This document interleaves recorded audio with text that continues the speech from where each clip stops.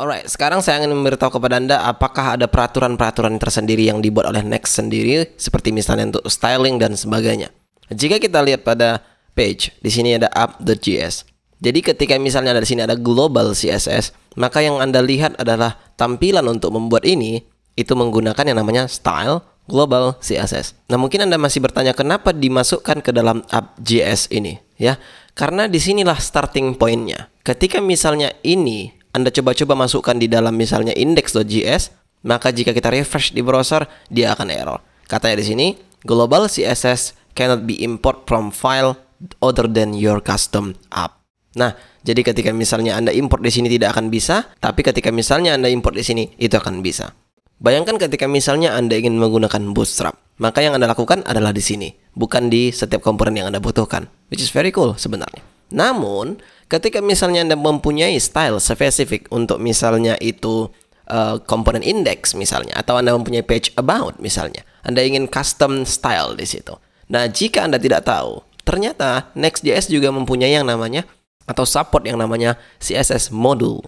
Jika kita lihat pada style, di sini dia import style from home module.css. Jika kita lihat itu dari sini, container. Dan ya, jika kita lihat dia basic CSS memang. Namun penggunaannya itu sangat berbeda ketika misalnya Anda sering menggunakan kelas. Dia menggunakan yang namanya object. Jika kita lihat pada index.js, di sini jelas bahwa kelas name style.main, style.container, style.title. Ketika misalnya kita lihat pada home module ini, jika kita lihat pada title ya, ada di sini nggak title? Ya, by default colornya adalah blue. Bagaimana jika kita ganti menjadi red misalnya F00? Refresh di browser, apakah ini sudah berganti? Ya, dia sudah berganti. Nah, caranya jika kita lihat di sini, style.title, bukan kelas title-nya yang dia masukkannya ke sini, melainkan adalah style title. Which is very cool ketika misalnya Anda memang sudah sering sebelumnya menggunakan yang namanya CSS module. Namun ya, saya rasa karena saya jarang menggunakan hal itu, saya tidak sangat membutuhkannya. Oke? Nah, sekarang coba dulu kita install yang namanya Tailwind CSS biar supaya ini tidak buruk kali ya. Jika Anda lihat saya sekarang di tailwindcss.com, kita getting start, dan jika kita lihat pada installation yang ada di sini ada Next.js dan bisa kita klik. Bisa kita install menggunakan npm, tapi beberapa saat sebelum saya melakukan ini dia error.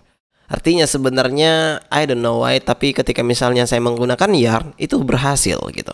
Nah, oleh karena itu coba dulu kita install. Ini sudah berubah ya. Dulu nggak ada yang namanya latest dan sekarang sudah ada latest.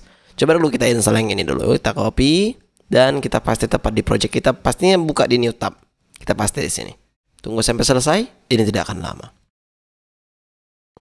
Ketika instalasi sudah selesai, kita bisa melakukan npx tailwind init. Kita buat di sini dasp untuk menggenerasi yang namanya post CSS. Karena ketika misalnya Anda hanya menjalankan npx tailwind init, dia hanya akan membuatkan Anda satu file, yaitu tailwindconfig.js.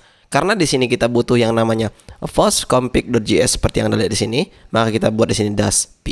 Kita enter, tunggu sampai selesai. Oke, jika sudah, sekarang harusnya jika kita cek di text editor kita, di sini sudah ada dua file baru, yaitu postconfig.js dan juga tailwindconfig.js.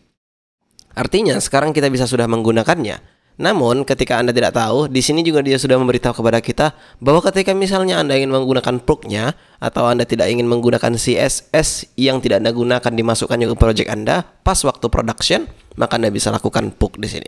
Saya akan copy dan saya akan paste tepat di tailwindconfig.js tepat di sini. Jika sudah, sekarang harusnya Anda sudah ready to go. Namun kita tidak akan bisa menggunakannya kecuali kita restart dulu servernya. So, saya akan Ctrl C di sini dan saya akan lakukan npm run dep. Tunggu sampai selesai. Jika kita lihat dia sudah memberikan kita port yang kita refresh di browser, harusnya ini sudah berhasil. Ya, tidak sudah berhasil. Step pertama, saya akan hapus dulu style folder ini dan sekarang kita bisa pergi ke app.js, hilangkan dulu yang ini karena sudah tidak ada lagi. Kita refresh di browser. Maka jika Anda sekarang di sini, dia memang sebenarnya dia sudah hilang, ya kan. Namun Anda tahu bahwasanya di sini dia sepertinya kena cache. Coba kita lihat pada index.js, di sini masih ada style home modulus index. Kita hilangkan, kita refresh. Maka jika ada di sini style is not defined, ya, hanya karena di sini adalah errornya. Karena modul sudah tidak ada lagi. Oleh karena itu sekarang Anda bisa hapus semuanya dan start from scratch di sini untuk membuat home, dan di sini kita buat home. Alright, refresh di browser, harusnya kita sudah melihat di sini home. Namun bagaimana tentang Tailwind CSS tadi? Coba dulu kita import dia.